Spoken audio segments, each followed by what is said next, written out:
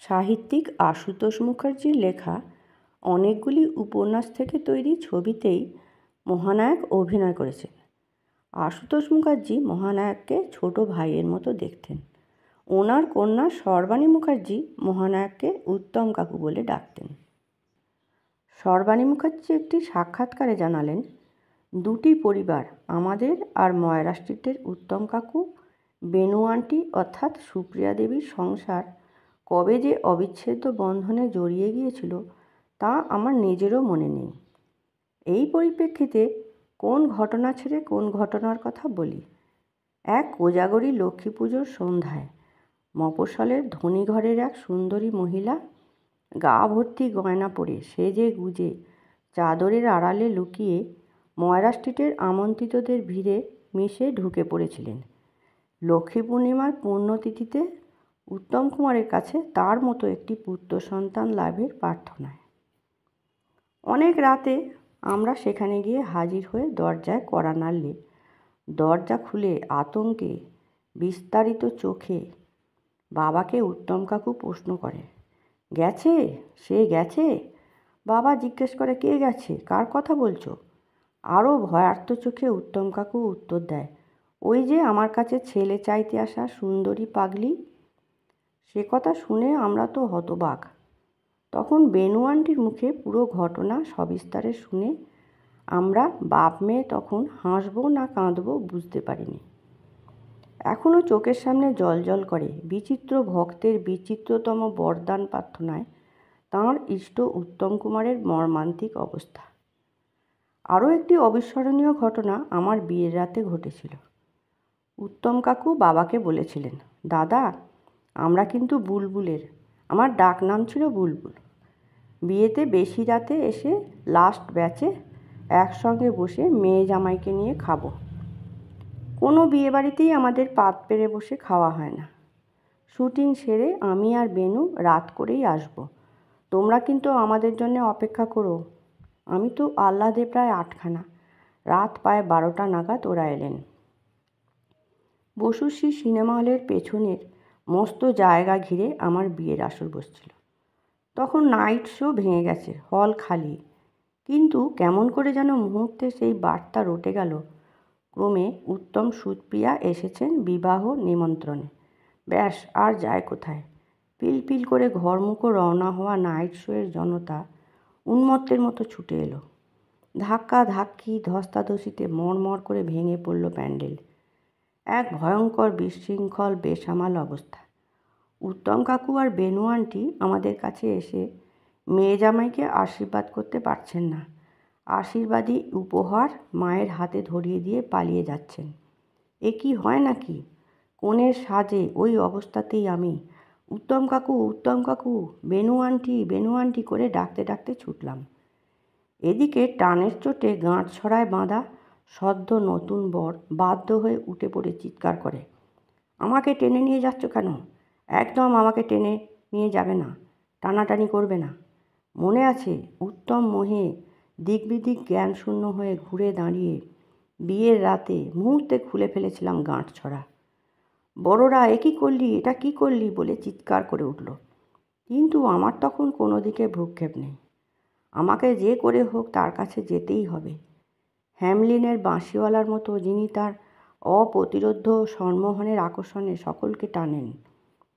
এই ঘটনা শেষ হয়েছিল এক ট্র্যাজিক কৌতুকে। দিশাহারা উত্তম কাকু যখন বেনু আন্টুকে নিয়ে এক কোণায় লুকিয়ে বাবাকে বলছেন, দাদা, তুমি শিগগির এখান থেকে আমাদের বের করার ব্যবস্থা করো, নয়তো যেটুকু বাকি আছে সেটুকুও যাবে। আমার গাড়িতে আমি যেতে পারবো না। প্যান্ডেলের মুখের দরজার সামনে আমার গাড়ি ঘিরে সকলে আমায় ধরবে বলে দাঁড়িয়ে আছে। বাবা তখন ভবানীপুর থানার ওসিকে ফোন করে পরিস্থিতির বর্ণনা দিতে আনা হলো মস্ত কালো প্রিজন ভ্যান। পেছনের দরজা দিয়ে লুকিয়ে তাদের তুলে দিল। ভাইজির বিয়েতে একসঙ্গে পাত পেরে বসে নেমন্তন্ন খেতে এসে না খেয়ে ফিরে যাওয়া সেই করুণ উত্তম মুখ জীবনে ভুলব না। কালো কয়েদি ভ্যানে করে যাচ্ছেন আপামর জনতার হার্টথ্রব ক্ষুধার্ত মহানায়ক উত্তম কুমার এবং কৃষ্ণা সুন্দরী নায়িকা সুপ্রিয়া দেবী। কয়েদি ভ্যানের জানলায় গরাদ ধরে তারা চেঁচিয়ে বাবাকে বলছেন, দাদা আমাদের কিছু খাওয়া হয়নি, বাড়িতেও কিছু নেই, এখানে এসে খাবো বলে। আর কিছু কথা শোনা গেল না। উত্তম সুপ্রিয়াকে নিয়ে দ্রুত গতিতে তখন ছুটছে পুলিশের বিশ্রী কালো প্রিজন ভ্যান নিয়ে। বাবা মস্ত দুটো টিফিন ক্যারিয়ায় ভর্তি সমস্ত খাবার ড্রাইভারের হাতে পাঠিয়ে দিয়েছিলেন। এবার আমার দেখা অভিনেতা উত্তম কুমারের একটি বিরল ঘটনা বলি। বাবার নগর দর্পণে উপন্যাসের শুটিং চলছে। মারাত্মক জটিল এবং কঠিন চরিত্র, বিপরীতে নায়িকা কাবেরী বসু।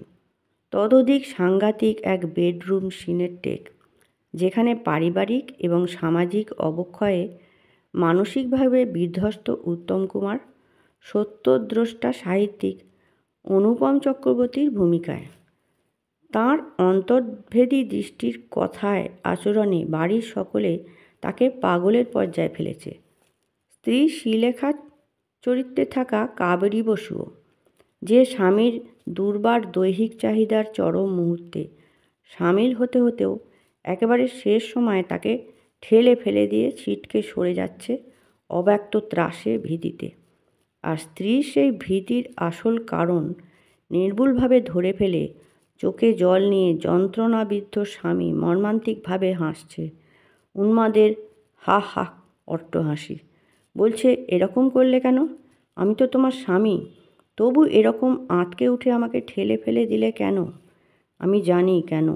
তুমি ভাবছো এর ফলে যদি আবার আমাদের সন্তান আসে, আর সেই সন্তান যদি আমার মতো পাগল হয়, তাই না? বলো বলো, ঠিক তাই না? অনেকটা এইরকমই ডায়লগ। আজ আর পুরোটা মনে নেই, কিন্তু মনে আছে অনবদ্য অভিনয়। এক শটেই ফাইনাল। উত্তম কুমার নিজের মেকআপ রুমে যেতে যেতে চেয়ারে বসা সাহিত্যিক আশুতোষ মুখার্জিকে জিজ্ঞাসা করলেন, কি দাদা কেমন? সাহিত্যিক দাদার দুটি মাত্র শব্দ, ভালোই তো। আর মেকআপ রুমে বিশ্রাম নিতে যাওয়া হলো না। রিজু টান টান হয়ে উঠল শরীর। কি বললে? ভালোই তো? ব্যাস, জাস্ট ভালোই তো? পরক্ষণেই পরিচালক দিলীপ মুখার্জিকে হাঁক পেড়ে, হয়নি, আবার টেক করো। চলল পরের পর একই শট। প্রত্যেকটা শট একেবারে ওকে, কিন্তু থামছেন না নাছোড়বান্দা অভিনেতা। না, এবারও হয়নি, আবার নে। গুনেছিলাম 19 অথবা 21 বার। সবাই গলদভ্রম, পরিচালক, technician, co artist Kaberi Basu প্রত্যেকে। ব্যতিক্রম শুধু পারফেকশনের প্রতিজ্ঞায় ক্লান্তিহীন উত্তম কুমার। 19 কিংবা 21তম শটে এলো গায়ে কাঁটা দেওয়া সেই অবিস্মরণীয় অভিনয়, সর্বশ্রেষ্ঠ। উনি নিজেও জানতেন। পরিচালকের কাট আর প্যাক আপ ঘোষণার আগে নিজেই ফ্লোর ছেড়ে বেরিয়ে এলেন। দরদর করে ঘামছেন। সাহিত্যিকের সামনে এসে চোখে চোখ রেখে তাকিয়ে রইলেন। আশুতোষেরও মুখে ভাষা নেই, সবলে বুকে টেনে নিলেন। দুজনের চোখই তখন চরম তৃপ্তির অশ্রুকণায় ভরে উঠেছে। এমন প্রখর ইঙ্গিতজ্ঞ অভিনেতা, সর্বোৎকৃষ্ট অভিনয়ের দানে নিজেকে এমন করে নিংড়ে বের করা, অভিনয়ের সর্বোচ্চ স্তর ছুঁতে নিজের সঙ্গে নিজের এমন আপসহীন যুদ্ধ,